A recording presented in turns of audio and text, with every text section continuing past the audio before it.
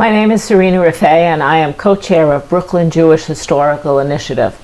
I'm here to introduce Joe Dorinson, who is vice chair of Brooklyn Jewish Historical Initiative and the author of this book, Fetching and Spritzing: Jewish Humor in American Popular Culture. Joe is really known as an expert on Jewish humor, and we're here to talk to him about his insight into what are the traits, Joe, of a Brooklyn Jewish comedian. What are the things that drive them? Can you describe that for us? Yes, the vast majority of these great talents came from poverty, working class, or lower middle class moorings. They were highly intelligent, with an IQ, according to Samuel Janus, of 138. They were not good students. They wanted immediate gratification, which they got from laughter following a joke. They didn't have zitzvite. Their parents were extremely engaged in pressuring them to become important. They all took some kind of music lessons as children. And so when we look at comedians who emerged from the Brooklyn Jewish experience, they played the violin or the drums or the clarinet or the piano, and they sang, they danced, they were multi-talented, and they all gravitated to two places: the candy store and the Catskill hotels and bungalow colonies, where they honed their craft and became part not only of Jewish American culture, but the larger American culture. How did their Jewish roots from Brooklyn play a part in their entertainment and in their performance in the Catskills? They were part of a community. I grew up in Williamsburg, the same area that produced Mel Brooks and Alan King. Others like Abe Burrows lived in Borough Park. There were Jewish enclaves. There was, of course, Brownsville and East New York, which produced Phil Silvers and Danny Kaye, among others. So they had a sense of identity, but they also felt threatened by the Goyim, if you will. I remember during Valentine's Day, our friends normally of the Christian persuasion would fill their socks with chalk and beat up Jewish kids as part of a ritual. So to go to the Catskills and to be with fellow Jews from all over was indeed a respite from the jangling discords of city life, and enabled them to perfect their talents. And so it became a school for comedy. A lot of these comedians grew up on the streets of Brooklyn, and some of them, I think most of them, that you talk about in your book were the children of immigrants. That's right. How did the immigrant experience and growing up on the streets of Brooklyn before there were community centers where kids could play into the content of what they described in their material? They used the candy store as a stepping stone to the Catskills. They shared and compared. They put each other down. They even made fun of a person's parents. Your mother is so old, she farts rust. These were sort of ways that Jewish adolescents got their rocks off, so to speak. It was a channel of aggression. Remember, this goes back to the shtetl, where certain institutionalized individuals like Batchonim used to perform at wedding ceremonies, putting down all the guests except the kala, the beautiful bride. And there was also a tradition of the Maggid, the learned lecturer, who would actually warm up an audience with a few jokes. So jokes in the genes, if you will, was a method of survival. And in New York, there was a hostile environment. There was anti-Semitism once you went outside. I'll give you one example.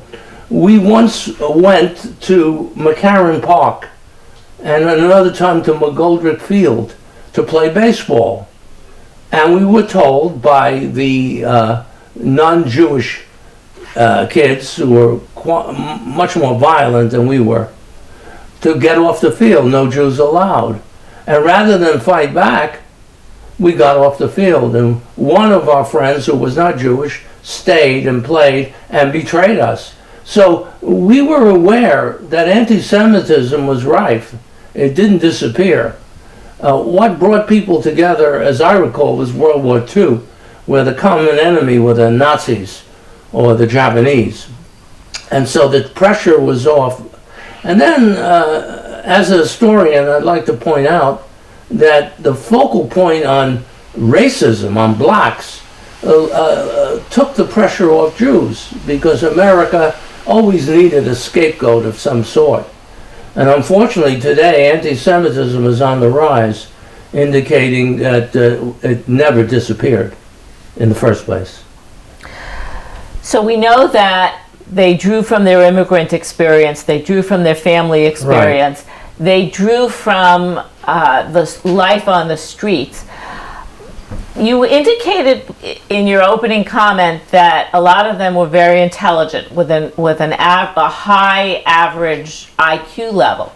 Yet their education level, I think you mentioned in your book, doesn't meet that IQ level. Can you comment on that? Right. Many of them were dropouts, like Danny Kaye and Mel Brooks and Woody Allen, and saw a quicker way to fame and fortune through comedy. And it was something that goes back maybe to the book of Genesis. It's in our genes, the commentary.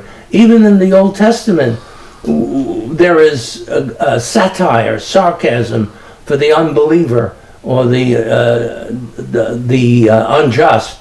If you look at the New Testament, there is very little humor. In fact, St. Paul, who was born a Jew, he equated telling jokes with fornication and sin. So it is easier for Jews to deal with life's issues and use folklore and folklore to express concerns. For example, rabbis, as opposed to priests, do not have celibacy as a major restriction on their appetites. And so Lenny Bruce can use that to distinguish the Goyim from the Jews. And you don't get a merit badge for abstinence in our culture. So aggression was channeled through folklore and folklore. So we have a modern television series on Amazon Prime today known as The Marvelous Mrs. Maisel. It's a fabulous, fabulous comedy, and it draws on a lot of the material that you spoke about, but it brings that era to the modern audience. And I know that Lenny Bruce does play a part as her inspiration as a female comedian. Can you comment on that? Yes. It's a wonderful film, and it's a wonderful series. I just acquired it through Amazon Prime, not a commercial. And I'm brought back to this time of the 50s when, in fact, comedy in America became Jewish. Wallace Markfield, a prominent Jewish author, remarked about the Yiddishization of American comedy through many of its practitioners, Lenny Bruce, Mort Saul, and others, Mel Brooks, Woody Allen. For some, Jewish humor became popular, and I have an interpretation which I explore in my book. The 1960s produced the first setbacks for America on a world stage. We could no longer defeat our enemies unconditionally. The Cold War raged, and we developed two opponents that were nuclear powers, the Soviet Union and Red China. And we lost the war, let's put it bluntly, in Vietnam. So Jews who had experienced losing wars and being outcast, suddenly the Jewish character, the Schlemiel as hero, the anti-hero, could resonate with the American public, not only with Jews themselves, but with non-Jews. And so you have the great authors, Saul Bellow, Philip Roth, and Bernard Malamud. Malamud was a Jew from Brooklyn who created a universal Jew. And many made the commentary that the Holocaust and the World War II made us all Jews, in a sense. And I take comfort in that realization. So Joe, thank you so much for your time. You are such an expert on Jews and comedy and Brooklyn that you make a real contribution, and your research into this area is really unparalleled. Thank you so much. Hashem, hartelijk dank.